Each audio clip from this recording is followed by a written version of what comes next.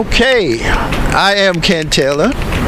Some people know me as Kente, and some people know me as Sky Culture or Sky Culture Muse. I have started a blog called Harlem Muse. So today, I interviewed Dodji from Kente Royal Gallery.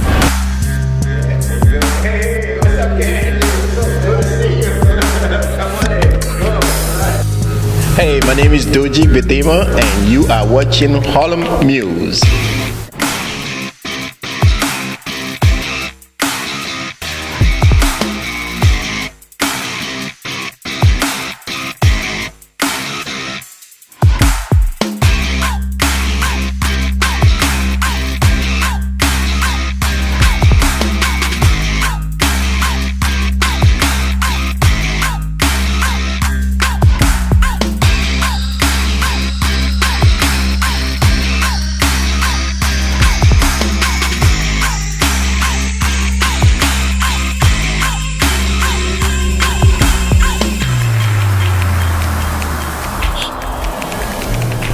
Okay, it is my pleasure to be here at the Kente Royal Gallery. It is the focal point of art in Harlem right now. There are many amazing shows here, and I'm here today to speak to the owner and curator, Mr. Dodji.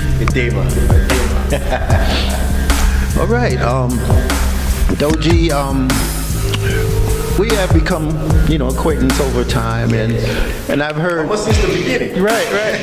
And I've heard pieces of your story, but I want to get a real backstory, where you come from. Right.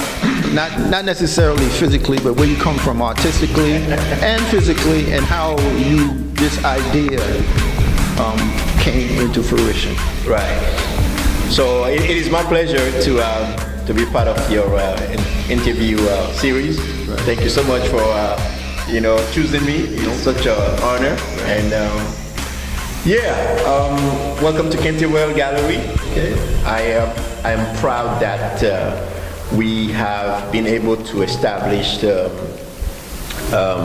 community here in Harlem of artists, writers, poets, all kind of creative people.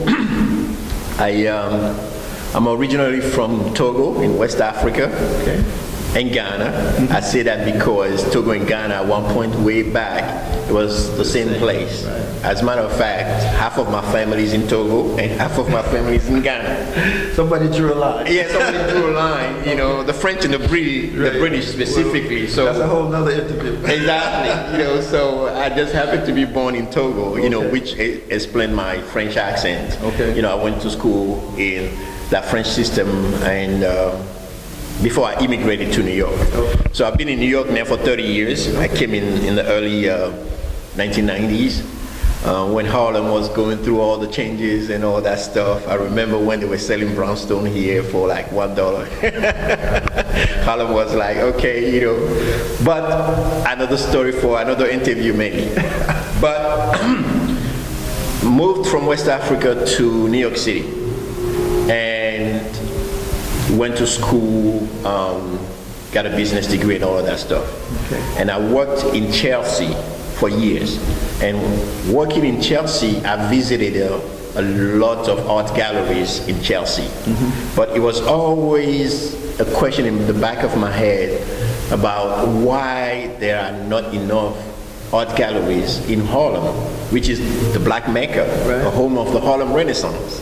And it was always something that I questioned because out of all the 1,500 art galleries in New York City, there's less than 1% black-owned art gallery. Mm-hmm. So we talk about representation. Representation matters. We talk about Black Lives Matter and all that stuff. In 2018, before 2020, in 2018, I was like, you know what? My wife and I, we thought about it. We're like, okay, let's put our life savings behind the project. And in 2019, we opened up a Kente Royal Gallery. Okay, it was an act of bravery and faith. Faith, yeah. Yes, definitely. Definitely, a lot of faith. So as time went on, what has the experience been like for you here? Oh yeah, it's been wonderful. This is our 4th year in a pandemic, right? I should add. We immediately, when we opened up the gallery, it was like a huge success because it was needed. You know, we wanted to have a place not only for, you know, display art and showcase, you know, work of art, but we want to also be a community space where people can come and exchange ideas and, you know, work together as a community, right? So from the beginning, when we just opened up, people start coming in, we were having a blast. I mean, for 6-7 months, it was just unbelievable. And then 8 months after we opened the doors, the pandemic hit in March 2020. Right. But we are still here. Right. It's been a blessing. I thank the community in Harlem. I thank all the artists that have been here, been part of the success of what Kente Royal Gallery is. Yeah, starting a business, you know, just before a century, one in a century pandemic has taught us a lot about relying on experiences and relationships in a community, because you can't do it by yourself. Right. Yes. I can definitely testify as it to being a community space. I don't think I've come in here one time where I didn't meet a very interesting person. I didn't have a really, really good conversation. Right. We could say a high-level conversation, That's right. as people are saying these days. But yeah, it's a real magnetic spot, and it's the art, and I think it's the curation of the art also that gives the energy for it. Right.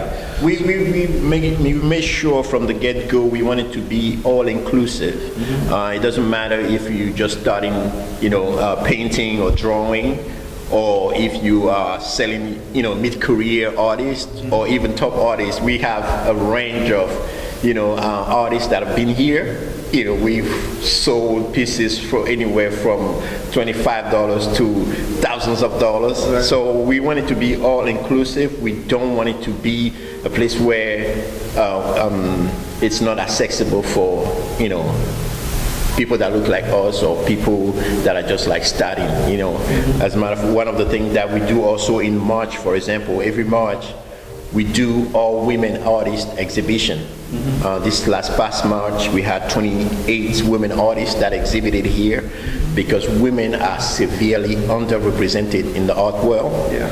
And they represent like maybe 3% of, you know, artists in major, you know, national museums. So yeah, we want to help everybody. You know, we want to make sure everybody is represented. It sounds really good. So, what do you project for the future for Kente Gallery? Well, one of the dreams that we had starting up the gallery is to work towards making the success of artists that are starting, emerging artists, the so-called emerging artists that they call them. So for us, if 10 years from now, some of our artists that exhibited here become major artists that are acquired, you know, the works that are acquired in museums and they become major artists, that would just be the ultimate, you know, joy for us. But at the same time, we are very happy with what we're doing right now. Mm-hmm. Because this exhibition, for example, that we have here, it's curated by William Daniel, who is one of the very few black male quilters in the country. Yeah. He's doing his PhD right now, and he brought 15 of his friend artists here to do this exhibition. Mm-hmm. So again, you know, we work with organizations such as the UMass, the Upper Manhattan Empowerment Zone, and LMCC, the Lower Manhattan Cultural Center. So we want to be part of the community, and we want to be able to like help everybody, all the artists that are emerging. Right. And 10, 20 years from now, you know, we'll see what happens. Okay, that's beautiful. That's beautiful.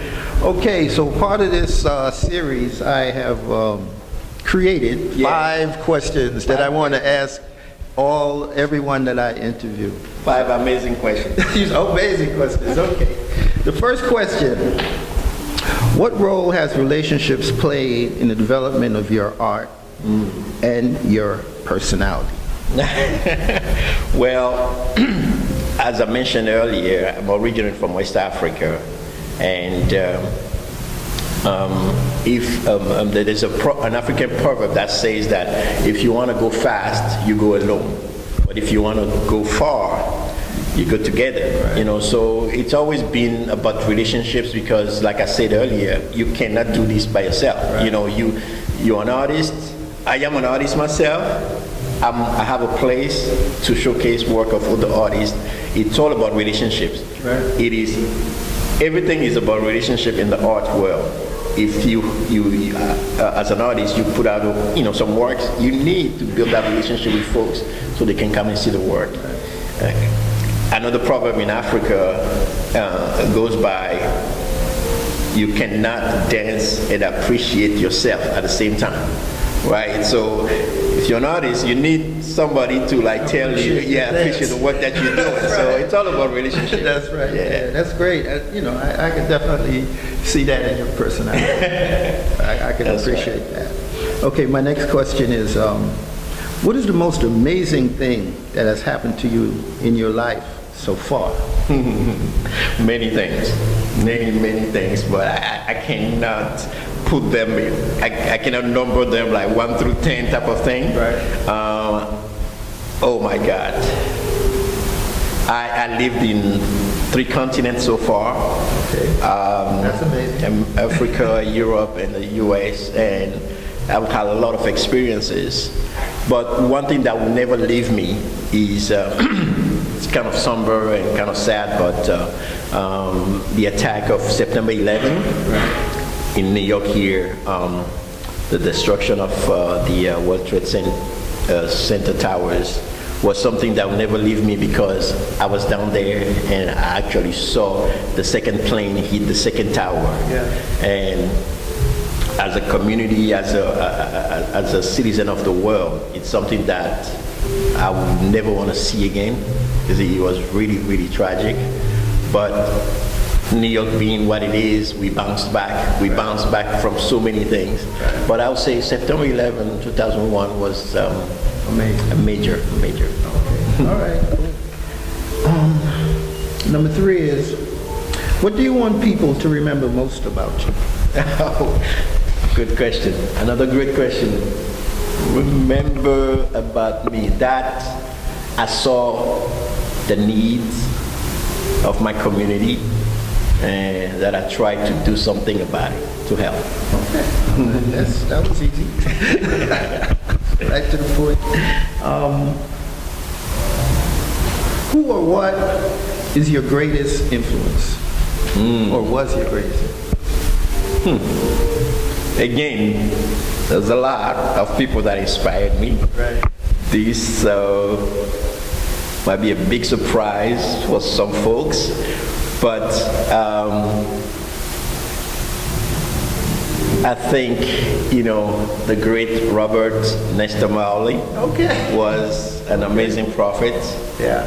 Growing up in Africa, I listened a lot to him. His songs, the messages and everything is still very relevant. So whenever I'm down, whenever I'm I'm going through challenges, I put on some of Bob Marley songs, and I'm right back. Oh, and I know he didn't say this yet, but he is a pretty good guitarist himself. Yes. He plays guitar, right? No problem, right? Thank you for coming. Okay. All right. Thanks so much. Lovely hearing you talk. Yeah, you just got in the middle of it. Yeah. No problem. That's perfect. No problem. That's perfect. That's Thank you. We're a community, so yeah, that's what we're here for. Okay. Thank you. Okay. Thank you so much. All right. Okay, and the 5th and final question is, does spirituality play a part in your life? Or we could say, what part does spirituality play in your life? Yes, spirituality is is a constant. Growing up in Africa, we are spiritual people. Like I remember from my father, pouring libation, to our ancestors whenever we go to, the village, to us going to church every Sunday, growing up. All of that contributed to the person that I am today. Right. The story of Christ being an African story. It is integral to, who I am as a being. I'm not only a physical being, but a spiritual being, and I recognize that. So I attend the Abyssinian Baptist Church here around the corner. Big shout out to Reverend Calvin Bott III. He's my pastor. So you have to be able to connect to your spirituality, because this world is full of changes, and you need something to be grounded. And so you'll be able to connect to the higher power, to the Most High. Yeah. Okay. All right. Thank you very much. I think I know some more about you. I feel a little closer. Yeah. No, it's my pleasure. It's been my pleasure. I'm glad you're doing this. I wish you the best of success for it. I think just like the Harlem Renaissance happened 100 years ago, and there was all kind of writers and musician artists and all those people that came over here, like James Baldwin and stuff, that created something that is so magical, recognized all over the world as the Harlem Renaissance. I think, after this pandemic, there's gonna be a global Black Renaissance, and I think you're playing an amazing role to be part of it. Hundreds of years from now, who knows who's gonna be looking at the archives and see what you're doing right there. It's important. Yeah, we're all artists, and we all try to project our art into the space. Yes, sir. And the object is to live forever, right? So I'd just like to say thanks again to Dodji for giving the time and the space and the opportunity. And thanks. That's it. Sky Culture News. Thank you very much.